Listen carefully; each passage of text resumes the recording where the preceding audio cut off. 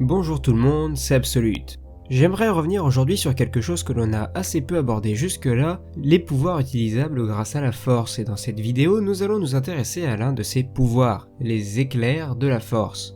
Ceux-ci sont pour la majorité du temps employés par des utilisateurs du côté obscur comme Palpatine et Tyrannus comme on peut le voir dans les films, mais des Jedi comme Plo Koon ou Luke Skywalker ont pu être amenés à utiliser certaines variantes de cette technique. Je vais d'ailleurs pour l'occasion vous lire un passage du roman Dark Plagueis dans lequel ce même personnage décrit ce pouvoir. Un Jedi suffisamment puissant au sein de la Force peut être entraîné à produire un éclair, mais pas un véritable éclair Sith, qui, sans modération, a le pouvoir non seulement de tuer, mais également de transformer physiquement la victime. La foudre nécessite de la force, seul un Sith peut commander parce que nous acceptons les conséquences et rejetons la compassion.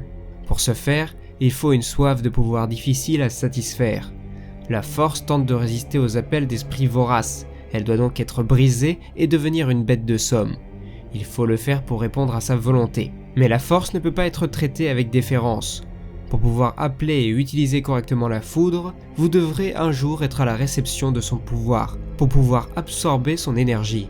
Bon, déjà on a un léger aperçu des capacités que procure ce pouvoir sur son utilisateur, mais on comprend un peu mieux pourquoi Palpatine est autant défiguré lorsqu'il les utilise dans l'épisode 3. On peut en effet imaginer que Palpatine est vraiment en difficulté face à Mace Windu et qu'il fait donc un appel absolument total à la force, il se livre entièrement au côté obscur, pour pouvoir envoyer un maximum de puissance sur son adversaire. Et on ne peut que souligner l'incroyable résistance du maître Jedi. Bon après ça c'est mon interprétation de la scène, car il ne faut pas oublier qu'une autre possibilité est envisagée dans cette scène, et il se pourrait que Palpatine fasse juste semblant de perdre en sentant l'arrivée d'Anakin pour pouvoir passer pour la victime. Bon perso je suis pas super fan de cette vision des choses, car bon la victime elle a quand même massacré 3 maîtres Jedi 10 minutes plus tôt et il y a encore leur cadavre à l'entrée, donc bon, ouais. Enfin bref on s'est un peu éloigné du sujet. Ce que nous apprend ce petit discours, c'est que les Jedi ont vraiment la possibilité d'utiliser ce pouvoir, mais on peut rapprocher cela du Vapad, une technique de sabre laser agressive qui peut également être employée par un Jedi, mais qui nécessite un contrôle extrême de ses émotions. Or les Sith, eux, ils s'en contrefichent, ils laissent totalement leurs émotions les contrôler, pour qu'ils en sortent un pouvoir encore plus dévastateur, chose que les Jedi essaient à tout prix d'éviter. L'éclair de force est un pouvoir utilisé depuis de nombreuses années, car déjà connu des Jedi 25 000 ans avant les films. On peut même constater qu'un Sith, et je parle bien de l'espèce, essaie d'inventer une nouvelle technique consistant à créer des boules d'éclairs de force à projeter sur ses ennemis. Ces éclairs, en fonction de l'utilisation qui en est faite, pouvaient avoir une intensité ou des effets variables. Darkbane par exemple envoyait de simples éclairs extrêmement puissants sur ses adversaires, ce qui pouvait les tuer dès le premier contact. Dark Sidious, lui, pouvait envoyer des éclairs puissants qui projetaient au passage ses adversaires à terre. Mais il pouvait également canaliser cette violence et littéralement foudroyer ses ennemis, comme il a notamment pu le faire pour le directeur Gentis, un impérial qui avait tenté de l'assassiner pour prendre le pouvoir. Vous avez pu le constater, les éclairs de force ont surtout pour vocation à éliminer un adversaire, mais ce n'était pas leur seul but. Les seigneurs Sith sont également connus pour pratiquer de nombreuses séances de torture, aussi bien pour soutirer des informations ou bien pour faire plier leurs adversaires, mais également pour forger la résistance de leurs apprentis. Les exemples les plus parlants étant certainement ceux de Dark Malak qui a réussi à faire plier Bastila Shan, ou bien encore de Dark Sidious vis-à-vis de Luke Skywalker.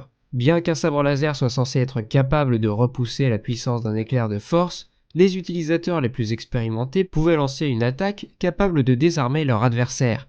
On peut alors supposer qu'après avoir pas mal souffert suite à son duel face à Windu, Palpatine a retenu la leçon et n'a pas hésité une seconde lorsqu'il se retrouvait en face à face avec Yoda. On peut également noter que Sidious est malheureusement mal tombé car Yoda est l'un des seuls Jedi assez puissants pour repousser des éclairs de force à main nue.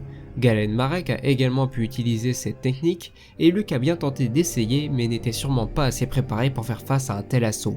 Après avoir bloqué l'attaque, le Jedi peut au choix absorber l'éclair comme le fait Yoda ou bien le relancer sur son adversaire, comme a notamment pu le faire Revan face à Dark Nihilus. Un inconvénient de cette attaque, en plus des risques qu'occasionne son utilisation, c'est que si elle est mal maîtrisée, les mains de l'utilisateur peuvent être carbonisées. On peut alors citer l'exemple de Jacen Solo qui s'est brûlé les paumes alors qu'il avait fait appel à la colère pour utiliser ce pouvoir. On peut préciser au passage que ce pouvoir procuré par la force est apparemment le seul efficace pour affronter les Yuuzhan Vong, des adversaires jusqu'alors impossibles à toucher grâce à la force. Cette technique possède comme beaucoup d'autres de nombreuses variantes plus ou moins dévastatrices. Le choc de force par exemple est en grande partie employé par les apprentis Sith. Elle consiste à envoyer une étincelle d'énergie sur l'ennemi le plus proche. La tempête de force en revanche est une technique qui consiste à lever la main vers le haut pour créer un éclair qui déclenche une explosion d'énergie électrique qui annihile tous les adversaires à proximité. Il est également possible d'utiliser la foudre envoyée sur un adversaire pour qu'elle se répande ensuite d'ennemi en ennemi. On appelle cette technique la chaîne de lumière. Dans les films, les personnages utilisent des éclairs de couleur bleue ou pourpre. Mais ces éclairs peuvent également prendre une teinte orangée comme ce fut le cas pour Plo Koon, ou bien noir pour Jaina Solo, mais également rouge lorsque ceux-ci sont utilisés par le fils dans l'arc de Mortis de The Clone Wars. La vidéo est donc terminée, j'espère qu'elle vous aura plu. Si c'est le cas, pensez à la partager, à la liker et à la commenter. Je vous assure que ça aidera vraiment la chaîne. Si vous appréciez mon travail, vous avez également la possibilité de vous rendre sur ma page YouTube pour regarder une petite publicité. Je vous invite également à me rejoindre sur mes divers réseaux sociaux.